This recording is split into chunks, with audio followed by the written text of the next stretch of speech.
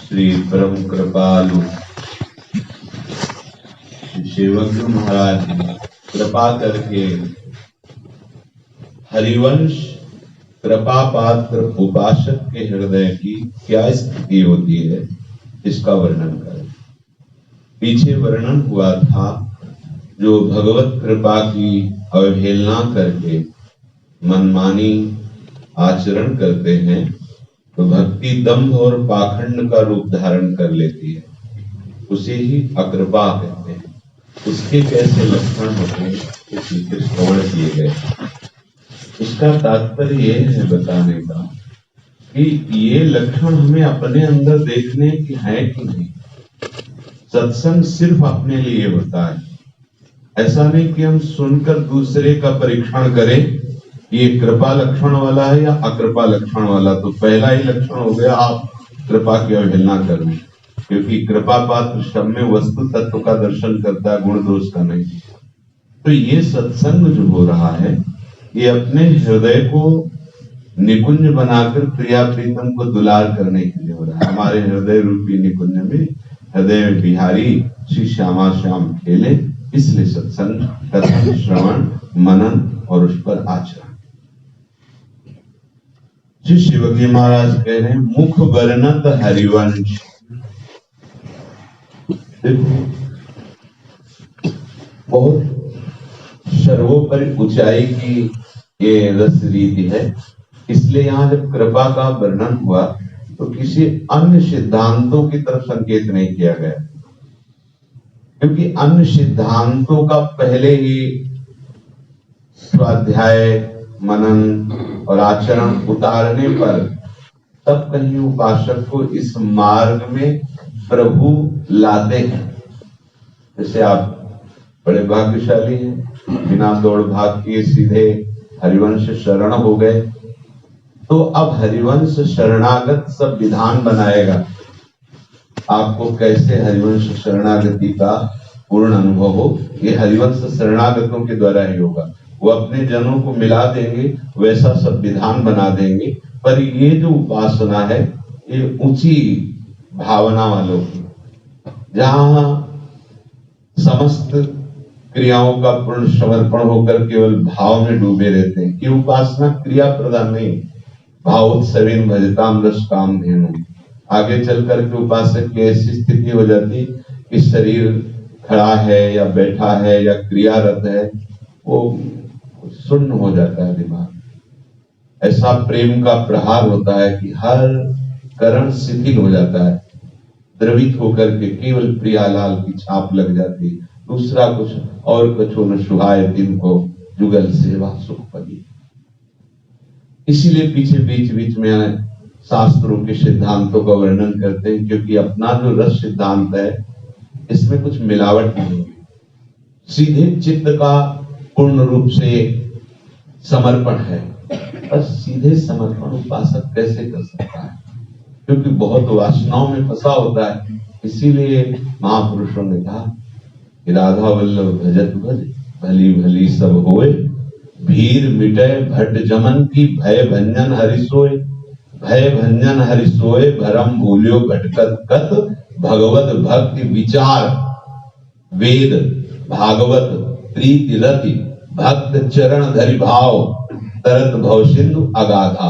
भवसिंधु के द्वंद्वों से तरा हुआ पुरुष ही हरिवंश शरणागत रस का रसास्वादन करता है। जीवन मुक्त पुरुषों का ये रस है, ये परम हंसों का एकांतिक रस जो वृंदावन नित्य विहार रस है।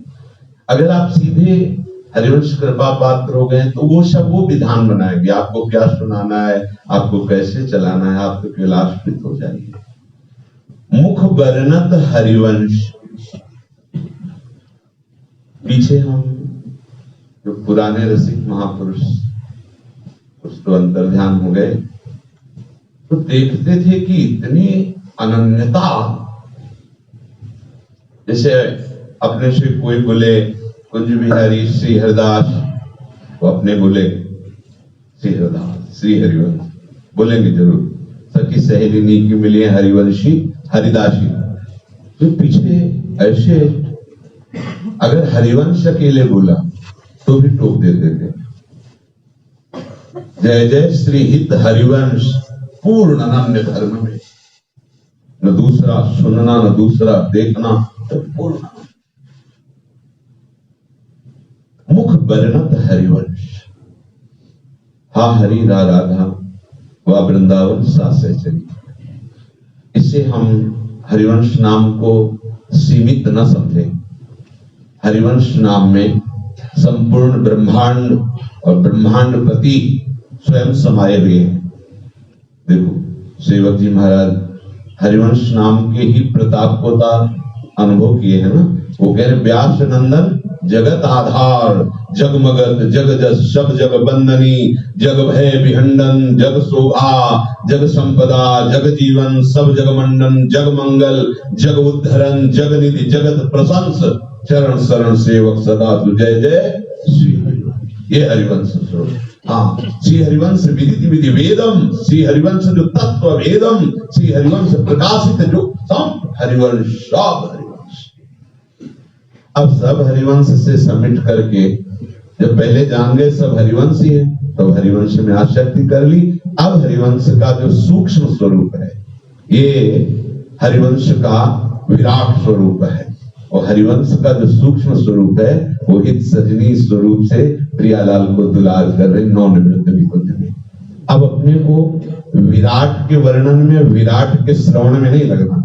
जो हरिवंश का विराट स्वरूप है, जो हरिवंश का स्थूल स्वरूप है, अब हमें हरिवंश के सूक्ष्म स्वरूप में प्रवेश दे दिया श्री जी ने। वृंदावन वास, वृंदावन नित्य विहार रस का गायन सेवन उपासना। तो मुख बरनत हरिवंश, चित्त नाम हरिवंश रति। ये बहुत ध्यान देने की बात है। चित्त की रति वृंदावन में, प्रिया प्रीतम में, सहचरियों के चरणों में, वृंदावन के वैभव में, इतने में ही होनी चाहिए। समिटे सुवासिक फैले सुजमाना। अब हमें विराट स्वरूप का ज्ञान प्राप्त नहीं करना, हमें तत्व स्वरूप से अब हरिवंश को देखने की आवश्यकता नहीं है। अब हमें रसमय हरिवंश परम परमाक्षर, अब रसमय दर्शन करने की आवश्यकता है, क्योंकि अधूरे सृष्टि आदि वार्ता अपने तो घर में आ गए। चित्त नाम हरिवंश रति। क्यों नहीं होती रति? तीन गुणों का प्रभाव, जैसे सिनेमा में पीछे से फोकस पर्दा, पर्दे पे पूरा चित्र, चलचित्र दिखाई देते हैं, कुछ नहीं है, पीछे से उसका प्रकाश पड़ रहा है रंग बिरंगा, और वैसे वो अंकित चित्र होते जाते हैं, ऐसा ही चलता है। तो हमारे अंतःकरण में रजोगुण, तमोगुण और सतोगुण का प्रकाश पड़ रहा है, उसका प्रभाव पड़ रहा है। क्षण क्षण में चित्र बदलते रहते हैं अंतःकरण के पर्दे पर, और उपासक उसमें तदात्म रहता है, क्योंकि अभी विवेक का जागरण नहीं हुआ, तो इसलिए उसकी दशा बदलती रहती है। कभी भजन में मन लगता है, कभी भोगों में मन लगता है, कभी अहंकार प्रबल होता है, कभी तमोगुण, निद्रा, आलस्य, प्रमादोत्थम, तत्तामस मुदाहरतम।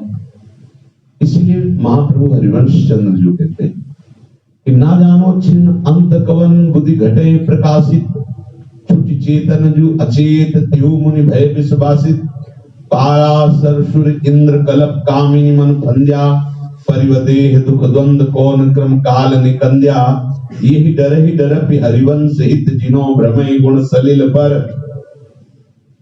महारस समुद्र का अवगाहन कराने के लिए जिनका अवतार हुआ, उस संकेत में, ज्यादा तो सिद्धांत की तरफ वर्णन नहीं, संकेत में कह रहे हैं कि सारा का सारा खेल इन तीनों गुणों का है। कितना यहां से लेकर ब्रह्म लोक की रचना है, ये त्रिगुणात्मिका माया की ही रचना है, और प्रत्येक अंतःकरण पर इन तीनों गुणों का प्रभाव पड़ता है। पता नहीं तुम्हारी बुद्धि किस समय कौन से गुण से विक्षिप्त हो जाए। यही डर पे हरिवंशी, जो चैतन्यता से जगत की हिलन डुलन चलन फिरन देखना सुनना, इस चैतन्यता से मुक्त होकर जो समाधिस्थ हो गए, छुट्टी चेतन, जो अचेत समाधि अवस्था को प्राप्त हो गए, तेऊ भय मुनि विश्वासित, ये गुणों का ऐसा प्रभाव होता है कि उनके भी समाधिस्थ की बात कह रहे हैं, तत्वबोध संपन्न की बात नहीं कह रहे। समाधि का भी उत्थापन होता है, 8 घंटे 10 घंटे 15 घंटे 20 घंटे, महीना 2 महीना 6 महीना, फिर भी तो उत्थापन होगा ना। लेकिन तत्वबोध का ना तो ऐसा कहा जा सकता कि अब समाधि में और अब समाधि से उत्थापित, ऐसा नहीं कहा जा सकता, क्योंकि हर समय सम अवस्था में रहता है, वो बोध संपन्न हो। जो बोध संपन्न महापुरुष से वो त्रिगुण माया फिर आकर्षित नहीं कर सकती, या जो महाप्रेम में स्थित है ना, उसको आकर्षित नहीं कर सकती। पर इसकी भूमिकाएं हैं, इनकी स्थितियां की यहां तक आकर्षण हो सकता है। तो ये गुणों का प्रभाव बड़े बड़ों को प्रभावित कर देता है। बड़े बड़ों, जब तक अंतःकरण धर्म है तभी तक समाधिस्थ है, उत्थापन है, और तभी तक इस अंतःकरण पर्दे पर 3 गुणों का प्रभाव पड़ता रहता है। पहले तो समझते हैं कि गुणों का प्रभाव क्या है। तो पहले वर्णन किया गया है रजोगुण का। विक्षेप शक्ति रजसः क्रियात्मिका यतः प्रवृत्ति प्रसृता पुराणी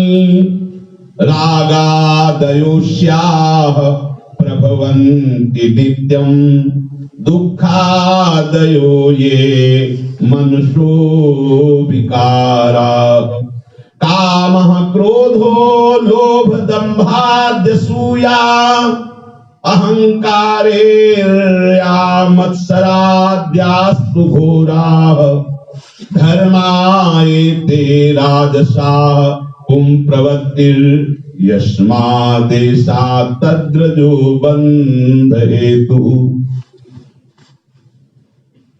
ये क्रिया में लगाता है, जो संसारिक कार्य हैं उनकी तरफ प्रेरित करता है। जब रजोगुण आएगा तो बहुत से कार्य करने की चेष्टा होगी। श्री जी की सेवा क्रिया नहीं है, इसे क्रिया योग नहीं कहते, ये तो प्रेम योग है, अपने प्रीतम को सुख पहुंचाना। ये कोई रजोगुण जनित प्रेरित क्रिया नहीं है।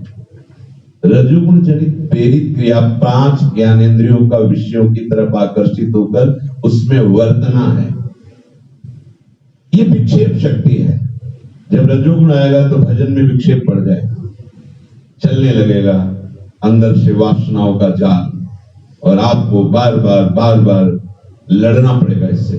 जब ये रजोगुण आएगा तब आपको क्रियाओं में लगाएगा सांसारिक, और ये भजन में विक्षेप डाल देगा। बहुत बड़ी लड़ाई है, पर आचार्य कृपा से आपको पता भी नहीं चलेगा कि कब 3 गुण शांत हो गए। बड़ी कृपा, आचार्य गुरुजनों की कृपा का बहुत बड़ा प्रभाव होता है, उसे किसी साधन से तौला नहीं जा सकता। जितनी भी क्रियाएं होती हैं अंतःकरण में, इंद्रियों में, वो सब इसी रजोगुण से होती है। ये राग में बांधता है।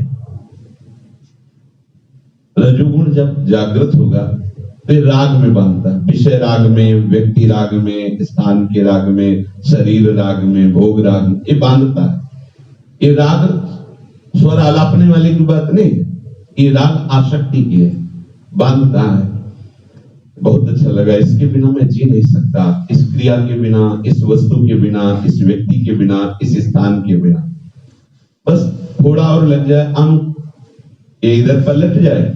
वृंदावन के बिना जी नहीं सकता, प्रियालाल के नाम के बिना नहीं जी सकता, इनकी सेवा के बिना नहीं, तो अनुराग हो गया, ये गुणातीत हो गया, जगत की तरफ हुआ, यही राग हो। ये रजोगुण क्रिया में लगाता है, राग में बांधता है, और अंदर ही अंदर ये भजन में भारी विक्षेप पैदा कर देता है। रुचेगा नहीं भजन, अच्छा नहीं लगेगा। और उपासक वही है जो इसकी आकर्षण वृत्ति में फंसे ना, समझ जाए कि किस समय रजोगुण धर्म का प्रकाश हो रहा है हृदय में, तो इससे हमें बचना है, लड़ना पड़ेगा। क्या लड़ना पड़ेगा? बस आपको पकड़े रहना है नाम को। यही डर ही डर हरिवंश सहित जिनो भ्रमई, भ्रमित मत होना, भ्रमण मत करने लगना इनके प्रभाव में। ये राग फेंकेगा, राग रूपी जाल विक्षेप डालेगा, आपके भजन को रोक देगा, सामने विषय आकर्षण प्रकट करेगा।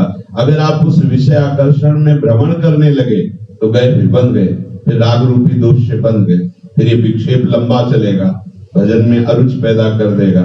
यदि आप इससे बचना चाहते हैं तो यही डर ही डर भी कह रहे हैं, डरो इससे। आचार्य चरण हित महाप्रभु कह रहे हैं, यही डर ही डर भी हरिवंश हित जिन्हों भ्रमई गुण सलिल पर। बचे कैसे? जिनामन मंगल लोक त्यों सुहरि पद भज न विलंब करे। विलंब मत कर, हरि के चरणारविंद का आश्रय लेकर भजन मत छोड़ना। ये गुण प्रभाव तत्काल बदल जाएगा। तभी श्री ध्रुवदास जी कह रहे, कबहू तो थोरो भजन कबहू होत विशाल, पर मन को धीरज छुटे नहीं और गहे न दूजी चाल। दूजी चाल अगर भ्रमण करने लगे इसके फसाव में तो फिर आगे इसका प्रभाव क्या होता है? बोले कामः क्रोधः लोभ दंभाद्यसूया अहंकारेर मत्सराद्यस्तु घोरा। ये घोर लक्षण प्रकट हो जाएंगे आपके हृदय में, काम का प्रादुर्भाव हो जाएगा। ये रजोगुण ही काम है। ये भयंकर पीड़ा प्रदान करने वाला ऐसा राक्षस है जो कभी तृप्त नहीं होता, कभी अघाता नहीं, बस ये खाता ही रहता है, कामनाओं की कभी पूर्ति नहीं होती। काम में विक्षेप पड़ने पर रजोगुण का दूसरा भाई क्रोध रूप धारण कर लेता है। ये रजोगुण है ही है, क्रोध अलग कोई वस्तु नहीं। ये रजोगुण से कामा संजायते क्रोधा। अगर काम में थोड़ा भी प्रतिकूलता हो रही है, हमारी कामना की पूर्ति में बाधा पड़ रही, वो क्रोध रूप धारण कर लेगा। और लोभ भी रजोगुण है, कामा क्रोधो लोभ। अगर कामना की पूर्ति होती है तो रजोगुण लोभ रूप धारण करके प्रकाशित हो जाता है। किसी भी तरह से शांति नहीं है, ना पूर्ति में ना पूर्ति में।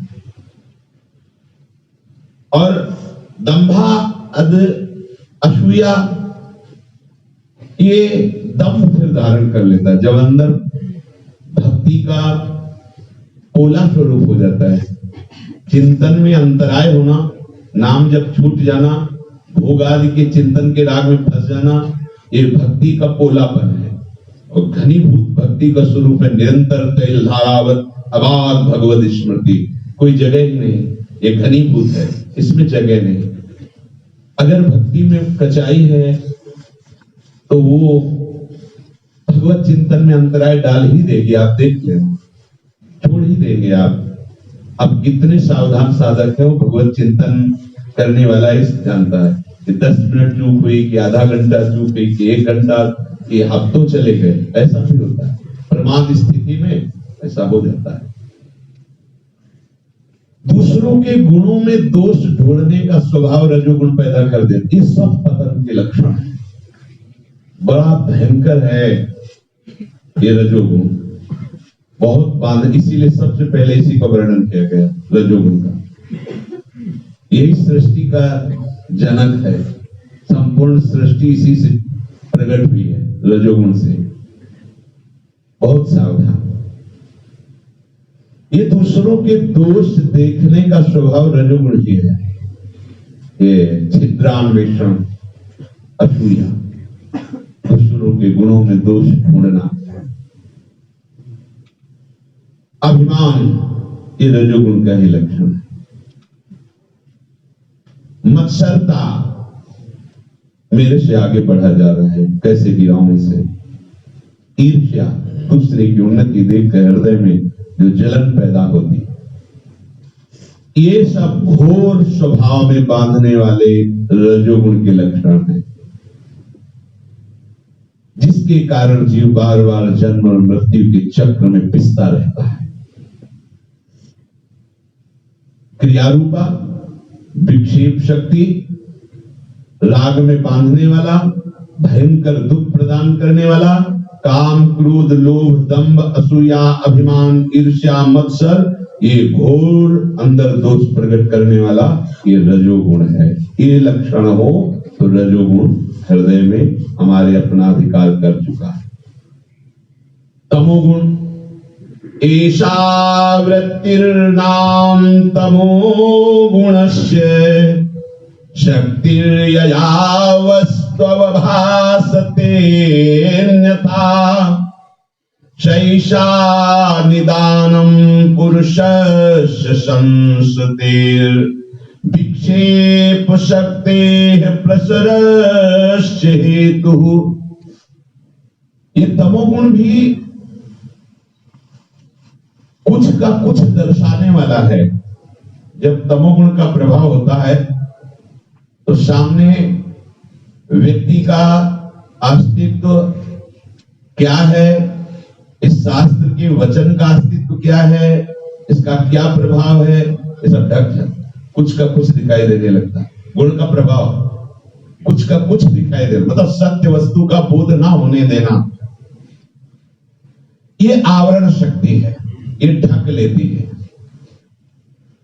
वो विक्षेप रजोगुण विक्षेप शक्ति है और ये आवरण विक्षेप तो थोड़ा सा प्रयास करने पर हट जाता है, पर ये आवरण है, चारों तरफ से ढक लिया, कोई गुंजाइश नहीं है निकलने की से।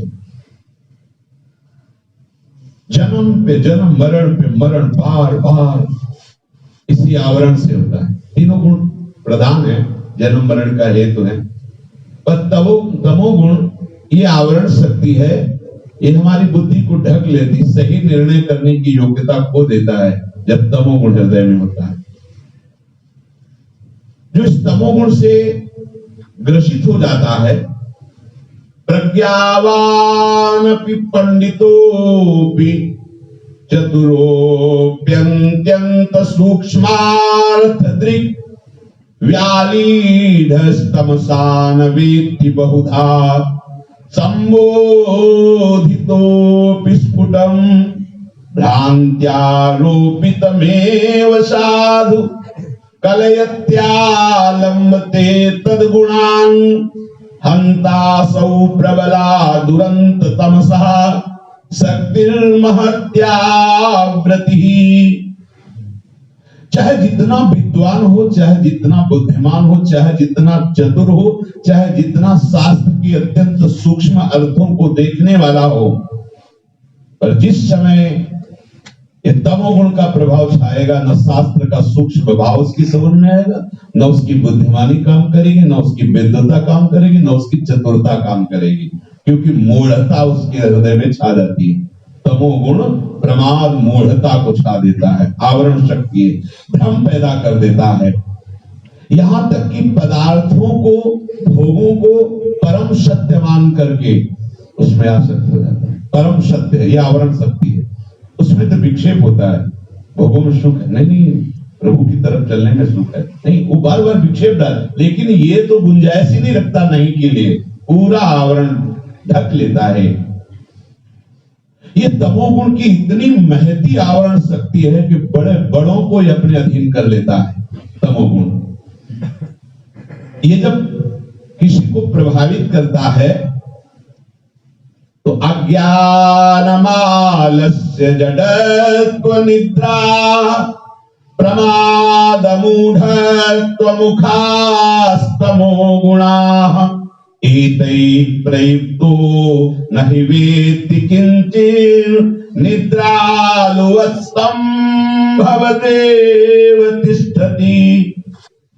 अज्ञान कुछ समझ में नहीं आ रहा, बुद्धि काम नहीं करती।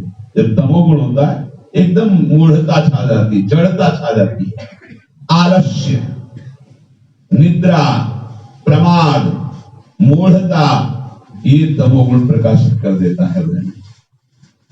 इनसे युक्त हुआ पुरुष कुछ नहीं समझ सकता, जैसा आया वैसे कर बैठा, जड़वत, जैसे कोई भूत सवार हो जाए अपने अनुसार चलावे, ऐसे जब तमोगुण का आवेश होगा तब वो मार काट नाना प्रकार या फिर मुर्दे की तरह पड़ा हुआ है, कुछ समझ में नहीं आ रहा, विवेक ही काम नहीं कर रहा, क्योंकि अज्ञान का राज्य है।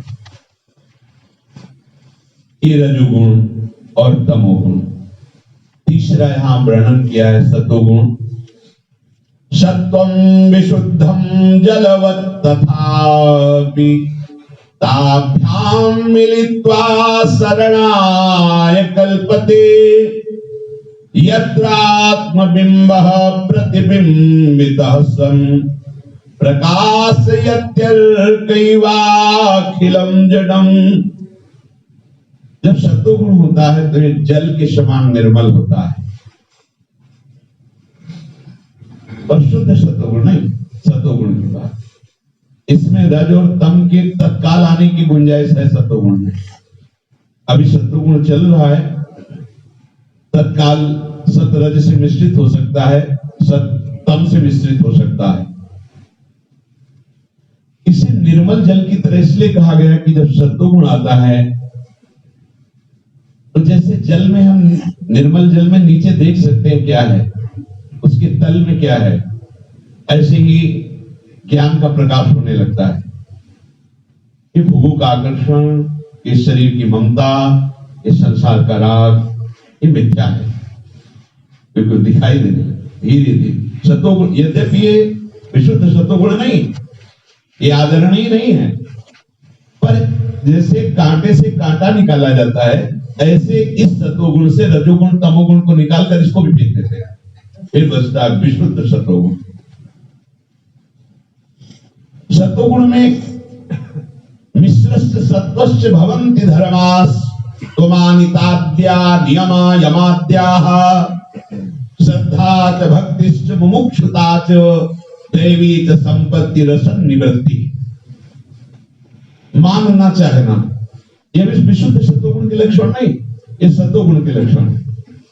दैन्य भाव, सबको मान देना, नियम आदि का पालन करने की कट्टरता होना, मैं नियम नहीं छोड़ सकता, ये सत्वगुण के लक्षण। गुरुदेव, संतजन, शास्त्रजन, भगवत श्री विग्रहों में श्रद्धा होना और भक्ति सहित उनके सेवन करने की लालसा होना।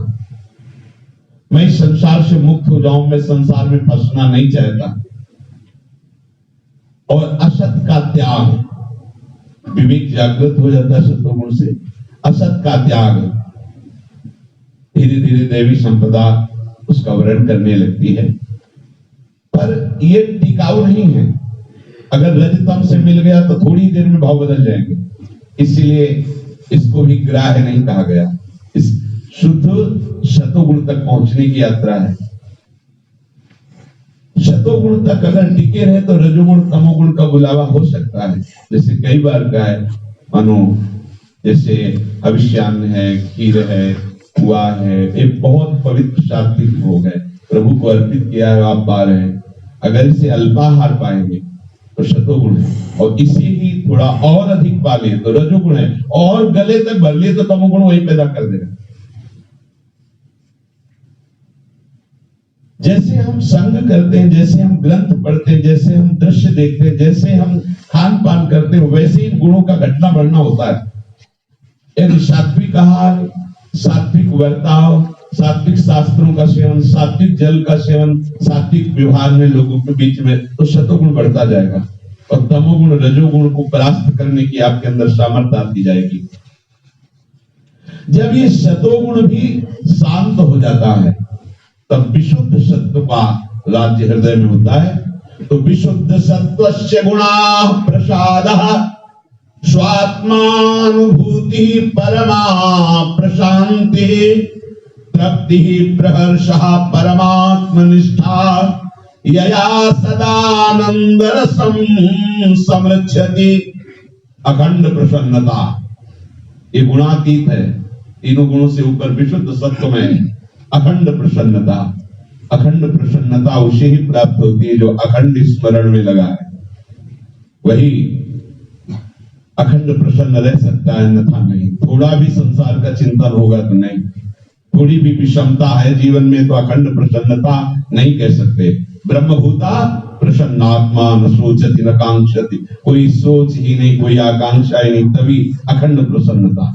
ये जो लौकिक सोच है, लौकिक क्रियाएं हैं, ये सब रजोगुण में होती हैं। तमोगुण का स्वभाव देखा, सतोगुण का स्वभाव देखा, अब वो सतोगुण के सहारे से रजोगुण तमोगुण को परास्त करके सत्व का भी त्याग करके विशुद्ध सत्व में स्थित हो गया, तो अखंड प्रसन्न रहने लगा।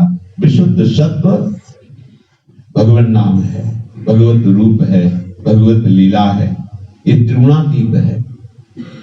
इसीलिए इसके लक्षण वर्णन करें, अखंड प्रसन्नता, विशुद्ध सत्व में स्वरूप बोध, आत्मानुभव, परम शांति, नित्य तृप्ति, आत्यंतिक आनंद का प्रतिपल उल्लास, भगवत तत्व में निरंतर स्थिति, यह भगवत स्वरूप है विशुद्ध सतोगुण। नित्यानंद रस को प्रदान करने वाला ये विशुद्ध सतोगुण है। महाप्रभु कह रहे हैं, इन तीनों गुणों से डरते रहो, कहीं फिसल न जाना। तो पकड़ने के लिए मजबूत स्थान बताया, जी नामन मंगल लोक क्यों सुहरिपद भजन विलंब कर। प्रियालाल के श्री चरणों का आश्रय और उनके नाम का चिंतन, एक कसौटी है आपकी। अगर अंदर से नाम चिंतन छूटा, तभी कहा इसमें चित्त नाम हरिवंश रति, इस पे रति होती है, उसी पे आसक्ति होती है। और आसक्ति और रति जहां होती है उसी का चिंतन सतत होता है। जैसे देह का चिंतन करना नहीं पड़ता, स्वाभाविक हो रहा है। और देह चिंतन का परिणाम है नाना प्रकार की वासनाओं की जलन सहना, नाना प्रकार के दुख सहना, वो हम सह रहे हैं, परिणाम में देख लो। और भगवत चिंतन का प्रभाव है देह चिंतन रहित होना, भगवत चिंतन का प्रभाव सदैव प्रसन्न रहना, नित्यानंद वर्धन रस में आपकी स्थिति होना, भगवत चिंतन का प्रभाव। तो चित्त नाम हरिवंश रति, राधा राधा राधा राधा राधा, ये पहला शब्द है, मुख वर्णत हरिवंश, ये तो। अब दूसरी चित्त नाम हरिवंश रति, नाम में रति। तो पहले डर करके हम इस नाम को पकड़े कि कहीं छूट न जाए, फिर रति होगी। पहले तो हम यही डर पे हरिवंश डरे कि अगर नाम छूट गया तो इतनी जोर का तूफान चल रहा है गुणों का कि हमें घसीट ले जाएगा, ऐसी जगह जहां लौटना हो सकता है मुश्किल हो जाए। ऐसे दलदल, भोग रूपी दलदल में फंसा सकता है, जहां हमें बहुत अच्छा लगेगा और लगेगा निकलने की कोई इच्छा ही नहीं रह गई। अब कैसे निकलूं, बुरा ही नहीं लग रहा है, उसको अच्छा लगने लगता है। जब माया के ये गुण अपना प्रभाव डालते हैं तो आपको बुरा ही नहीं लगेगा। अगर बुरा लगेगा तो जाएंगे क्यों? आपको इतना अच्छा लगेगा, और ऐसा भी लग सकता है कि अभी तक जो संयम नियम में चले समय बर्बाद किया, कुछ मिला नहीं, और जहां अब है बड़ा सुख है, अब आगे हमें उधर लौट के जाना ही नहीं। पक्का समझ लीजिए, जिस समय जो नशा चढ़ता है वो अपने अधीन कर लेता है, तो ये जब गुणों का नशा चढ़ेगा तो फिर आप निर्णय करने लायक नहीं रहेंगे। इसलिए ये डर ही डर पे हरिवंशी, डरते हो कि कहीं कोई गुण प्रभाव न डाल दे। तो कब प्रभाव डालेगा? जब आप विस्मरण कर देंगे, जब आप नाम जब छोड़ देंगे। तभी तो कहे हनुमंत विपति प्रभु सोई, जब तो सुमिरन भजन न होई। यदि आपका सुमिरन भजन नहीं हो रहा, उसी क्षण ये गुण प्रभाव आपको प्रभावित कर लेगा, क्योंकि इनका प्रभाव पड़ रहा है प्रतिफल पर। बच रहे हो तो नाम के प्रभाव से। जैसे आसपास बहुत चोर बदमाश लगे हों, लेकिन कोई शक्तिशाली हमारा अंगरक्षक दरवाजे पे खड़ा हो और किसी को प्रवेश ना होने दे, तो हम चैन से सो रहे। हमको तो पता नहीं है ना कि उस अंगरक्षक को, उस गार्ड को कितनी लड़ाई लड़नी पड़ रही, पर ये गार्ड ऐसा है कि इसके प्रभाव से वो चोर लोग नजदीक नहीं आते। कौन सा गार्ड? यही नाम जप, नाम जप। नाम बाहरू दिवस निशी, रात दिन पहरा देता है नाम, रात दिन। न बाहर से कोई अंदर प्रवेश, न अंदर का कोई बाहर। चैन से आनंद से भगवत चिंतन करते रहो, नित्य लीला में डूबे रहो, और नाम बाहरू दिवस निशी, और ध्यान तुम्हार कपाट, दरवाजा बंद। भगवत ध्यान में, भगवत नाम में, ये स्थिति होती है। भगवत चरणारविंद के उपासकों की ये स्थिति होती है। साक्षात जानकी जी की स्थिति का वर्णन हनुमान जी महाराज श्री राम जी से कर रहे हैं। प्राण तो कब के निकल गए होते, लेकिन नाम भगवान का पहरा है आपसे, और दरवाजा, नेत्र रूपी दरवाजा बंद है, क्योंकि वो आपके ध्यान में डूबी हुई है, आपके इस रूप के प्रसाद कभी उनके प्राण कब निकल गए होंगे। नाम पाहरु दिवस निशि ध्यान तुम्हार कपाट लोचन निज पद जंति जान प्राण की बाट। ये नाम रूपी पहरेदार यदि हटा तो तीनों गुणों के प्रभाव में ये जितने सब बलशाली हैं, काम क्रोध लोभ मद मत्सर ईर्ष्या असूया, ये सब बलशाली हैं, ये तत्काल हृदय को गंदा कर देंगे। तो इसीलिए चित्त नाम हरिवंश रति की बात कही है। मुख में तो हरिवंश नाम हरिवंश वाणी का गायन हो ही, लेकिन चित्त नाम हरिवंश रति हमारी आसक्ति का विषय, हमारी रति का विषय हमारे गुरुदेव प्रदत्त मंत्र और नाम में होनी चाहिए।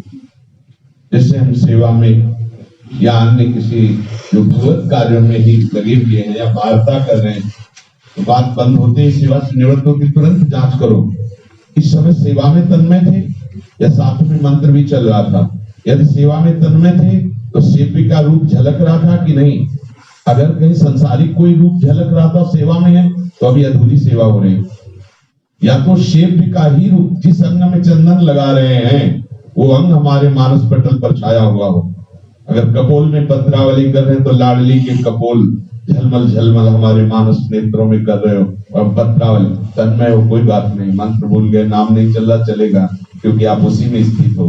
हाँ, संसार की किसी वस्तु व्यक्ति स्थान का चिंतन हो रहा है और आप सेवा श्री जी की कर रहे हैं तो अधूरी सेवा है, ये कपट भरी सेवा है, अभी पूर्ण सेवा नहीं मानी जाएगी। पूर्ण सेवा तभी होगी सेव्य के साथ सेवा में उतरो। मानस पटल पर शिव विराजमान, जो सेवा बाहर हो रही हो पहले मानस में होनी चाहिए, होती भी है। आज कैसी पत्रावली करना है, पहले मानस से बन गई, फिर बाहर वो क्रिया रूप में होती, पहले मानस में होती है। आज कहां कैसे कैसे श्रृंगार क्या क्या करना है, पहले मानस में हो जाता है, तभी वो परफेक्ट होगा जब मानस में हो गया है। नहीं, सांगोपांग तभी होगा जब पहले मानस में होगा। आप देखो ना, आप कोई भी सेवा करने के पहले आपके मानस में वो सेवा होती है। अच्छा, गर्म जल से श्री जी को ऐसे स्नान करके ऐसे पुष्प कर ऐसे विराजमान करके ऐसे इत्र लगाना, ऐसे वो पूरा मानस में चल रहा है, ये पूर्ण सेवा हो रही। अंदर से सेवा का चिंतन, अंदर से सेवे का चिंतन। यदि ऐसा नहीं अभी हो रहा तो नाम छूटना नहीं चाहिए। सेवा हो पर नाम नहीं छूटना चाहिए। नाम नहीं चला पा रहे तो पद अंदर ही अंदर गुनगुनाते रहो, सेवा संबंधी पदों को गुनगुनाते रहो। क्योंकि अगर चित्त में अन्य कोई चिंतन चल रहा है तो मुख में नाम चलता रहेगा, लेकिन रजोगुण अपना प्रभाव दिखा देगा। क्योंकि रजोगुण मुख में प्रभाव नहीं दिखा रहा, उसका पर्दे पर सीधा फोकस पड़ रहा है, चित्त रूपी पर्दे पर। जहां वासुदेव विराजमान है, चित्त के अधिष्ठात्र देवता, उसी पर्दे पर पूरा फोकस गुण, क्योंकि वासुदेव में गुण भी तो है ना, उन्हीं के प्रकट किए हुए हैं। ये बहुत सूक्ष्म बात है। चित्त नाम हरिवंश, डरते रहो। ये जो उपासक जन बहुत सावधान, इसीलिए जब रजोगुण आ जाएगा तो आपको कुछ बुरा नहीं लगेगा, कोई भी गंदे से गंदा कार्य करने में बुरा नहीं लगेगा। तमोगुण आ जाएगा तो वहां तो बुला भला का कुछ सोचे नहीं रह जाती है। तो हमें सावधान रहना है। हरिवंश नाम में रति, अर्थात शरणागत मंत्र में रति, निज मंत्र में रति, राधा नाम में रति, राधा वल्लभ नाम में रति, ये सब हरिवंश नाम के अंतर्गत है। रति चित्त की गति वहां होनी चाहिए। चित्त की रति का मतलब एक एक वृत्ति उसी नाम में, उसी मंत्र में, उसी नामी में, उसी के रूप में, उसी की सेवा में, उसी के लीला गुण में।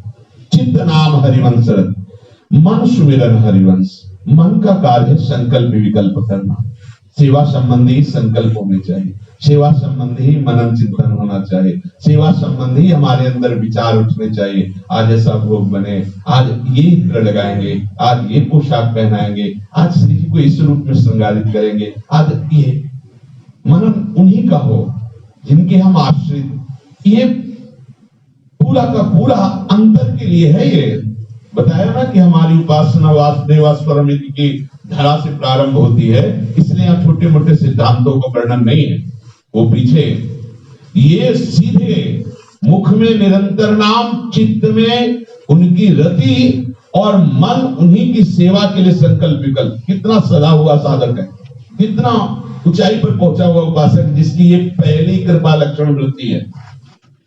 यह जो कृपा है ये हरिवंश कृपा है। अब दूसरा वर्णन करते हैं। सब जीवन सो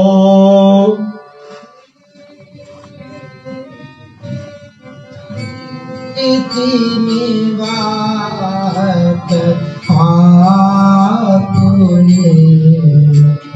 सब जीवन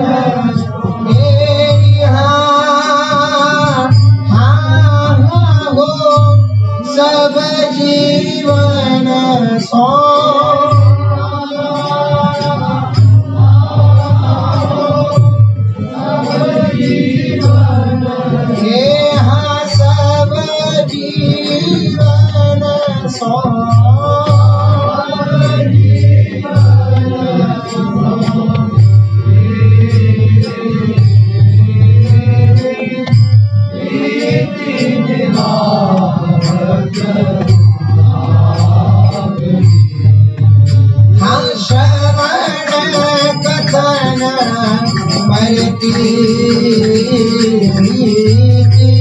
श्रवण कथन मरती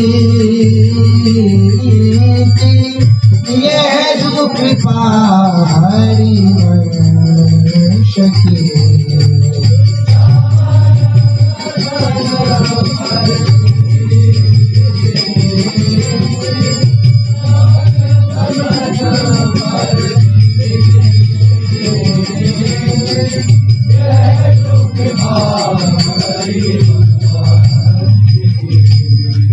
सब जीवन सो प्रीति, ये सार्वभौम सिद्धांत है।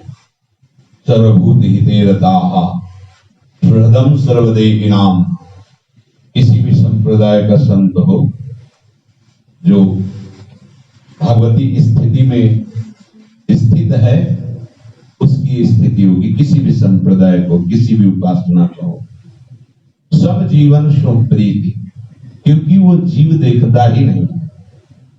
वो दो प्रकार के मंदिरों में अपने आराध्य देव का सदैव दर्शन करता रहता है।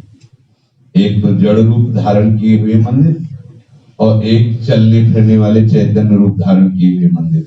ये जितने भी चलने फिरने वाले ये सब मंदिर हैं, चीटी से लेकर ब्रह्मा तक, इन मंदिर में हमारे प्रियालाल विराजमान होते हैं। हमें ये चिद चिद लक्षणम सर्वम राधा कृष्णमयम जगत और लता है। कुछ भी जो जड़ दिखाई दे रहा है तो मेरा प्रभु ही रूप धारण किए, हमें दिखाई नहीं दे रहा लेकिन उसमें समाया हुआ है।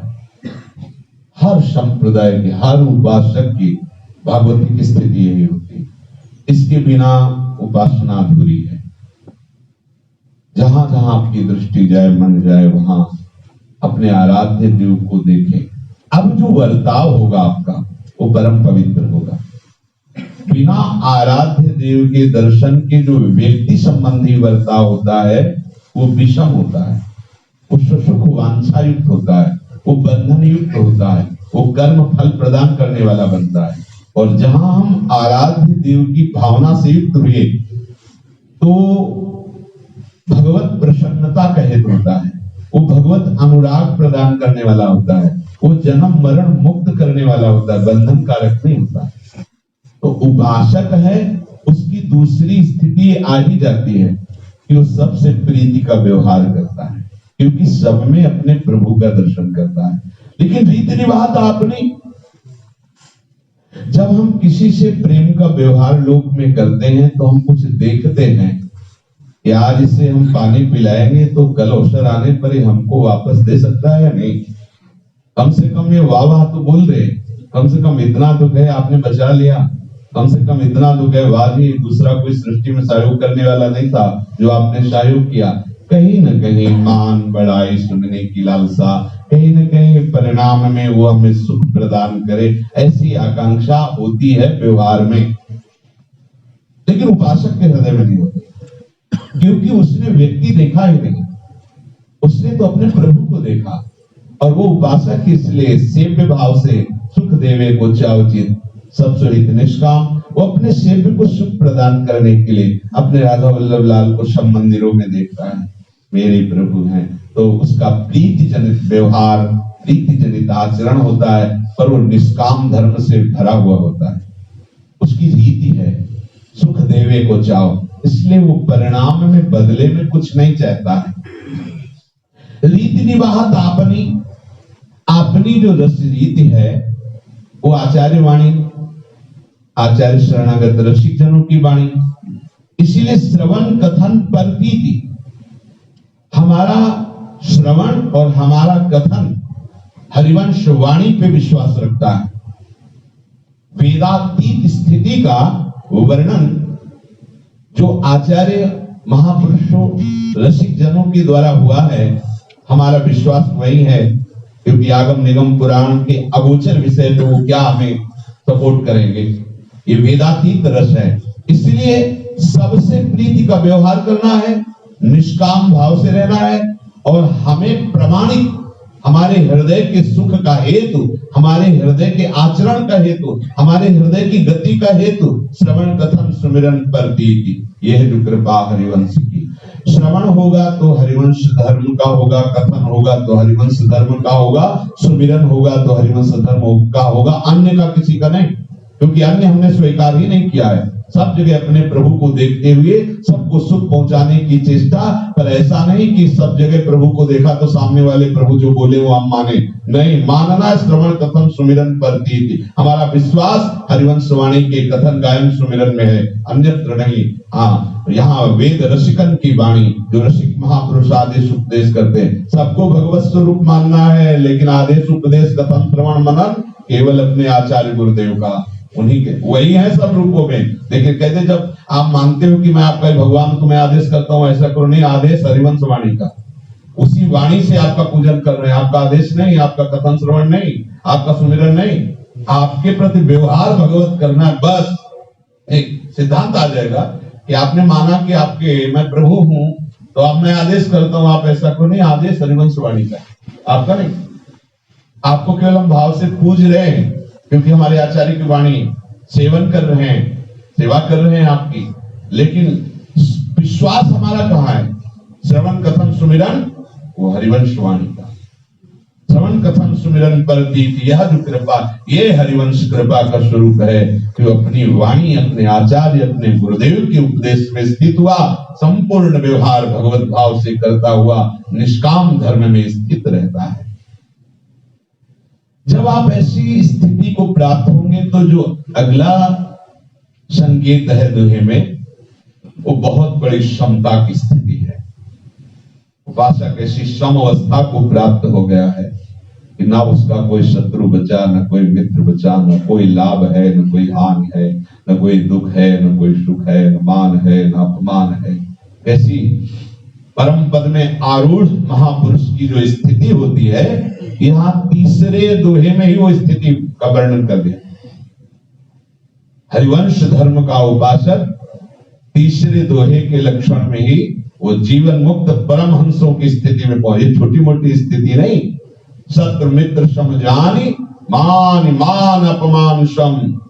केवल गान कर लेना, सुन लेना बहुत सरल है, थोड़ी सी चेष्टा सहज में हम सह नहीं पाते। देखो अपने हृदय में अगर किसी ने थोड़ा सा भी हमारे प्रतिकूल आचरण कर दिया तो हम शिकायत लिए डोलते हैं, हम जले जले डोलते हैं। ऐसा हम सेवा करते हैं, हमको ऐसा क्यों बोला गया, हमको ऐसा क्यों कहा गया। ये तो पास में हो रहा है, अगर चौराहे पे तुम्हारा हो तो कैसा लगेगा? तुम तो उस मार्ग के पथिक हो कि भरे चौराहे पे तुम्हें गाली मिले, मुस्कुरा के चल रही है, राधा राधा राधा, क्या फर्क पड़ता है, मेरा ही प्रीतम सब रूपों में। लेकिन प्रवचन कर लेना सहज है, प्रवचन सुन लेना सहज है, इसे उतारना बहुत कठिन है। जब हम निष्काम धर्म से सेवा मार्ग में उतरे हैं तो आप हमारा सम्मान करें, आप हमें अपना कहें, आप हमें सुखद वचन बोले, ऐसी कामना क्यों? आप गाली दो, आप अपमान करो, आप तिरस्कार करो, हम आपकी सेवा करेंगे, तभी तो निष्काम धर्म की पूर्णता होगी।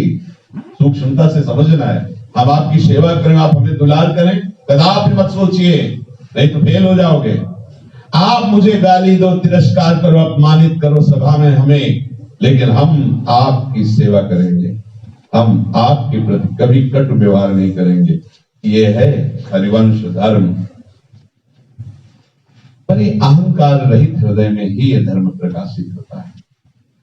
जो वृंदावन रस है, वृंदावन धर्म है, ये अहंकार रहित हृदय में होता है।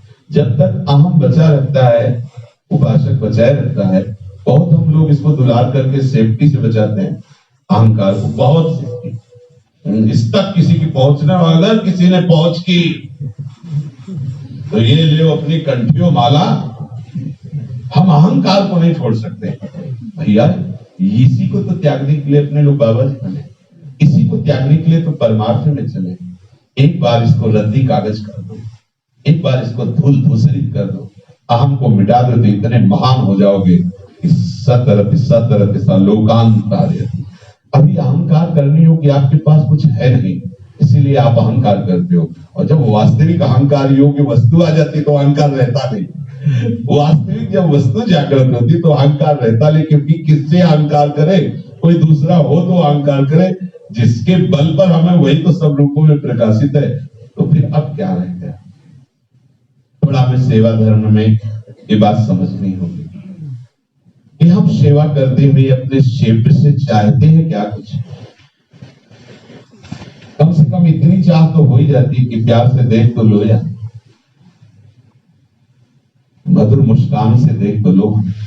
नहीं, इतनी भी चाह मत रखना, नहीं तुम सच्चे सेवक की पंक्ति में खड़े होने में डगमगा जाओगे। नहीं, आप किसी और की तरफ देखो और मुस्कुराओ।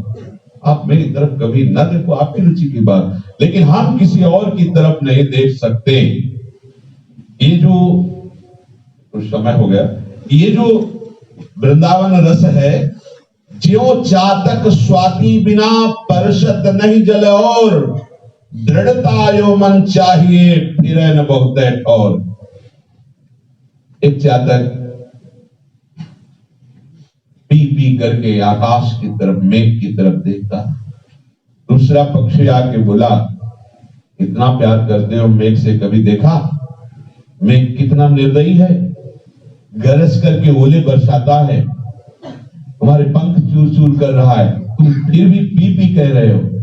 उसने कहा कि तुम्हें प्रेम नहीं है ना, इसलिए ऐसा तुम बोल रहे हो। मेरा प्रीतम मेघ गर्जना थोड़ी करता है, वो तो आनंदित होकर के हमें दुलार करता है।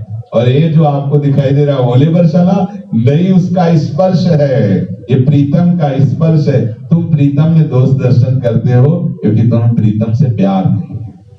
तनिक भी दोष नहीं है अपने प्रीतम के प्रति। प्रीतम गरज रहा है, ओले बरसा रहा है, वो पी पी करके उसकी तरफ चितवन।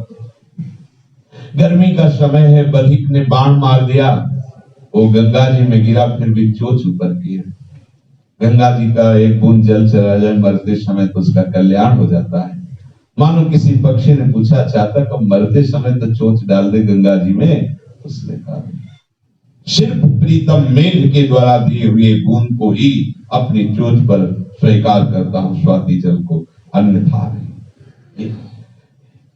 धूप में तपता हुआ उड़ रहा था तो एक पक्षी ने कहा, आओ बहुत शीतल वृक्ष की छाया बैठ जाओ। बोले नहीं, ये दूसरे जल से सींचा गया है, हम तो सिर्फ उसी वृक्ष की छाया का आश्रय लेते जो मेरे प्रीतम मेघ से सींचा गया हो। ज्यों चातक स्वाति बिना परसत नहीं जल। और ये अंदर वृंदावन रस के उपासक का स्वरूप होना चाहिए। स्वाति का जैसे चातक प्रतिपल इंतजार करता, स्वाति जल, अन्य जल नहीं, परसत नहीं हो। नहीं, हमारे हृदय में इतनी बात तो बैठ जानी चाहिए कि प्रिया प्रीतम से बढ़कर के कोई है ही नहीं। इनसे बढ़कर ना कोई कृपाल है, ना सामर्थ्यशाली है, ना इनसे बढ़। जितने भी अवतार सब इन्हीं के अंश से होते हैं, चाहे दैवी शक्ति हो चाहे प्रभु के हो। अब जब इनके चरणों का आश्रय ले लिया है, इनके सिद्धांत के अनुसार हम चले। ये जो हमारा अहम हमें बार बार जन्म मरण का हेतु, बार बार विकारों का हेतु, बार बार दुर्गति क्लेश का हेतु, इससे अपना भाव दुलार का हटा लीजिए। इसको जितना आप दुलार करेंगे उतने आप संकट में फंसते चले जाएंगे। वृंदावन की विधि बसे तजिके सब अभिमान, तृणते नीच आपको जाने सोई जान। अभिमान रहित तब हो जब आप में दोष ना होते हुए दोषारोपण किया जाए।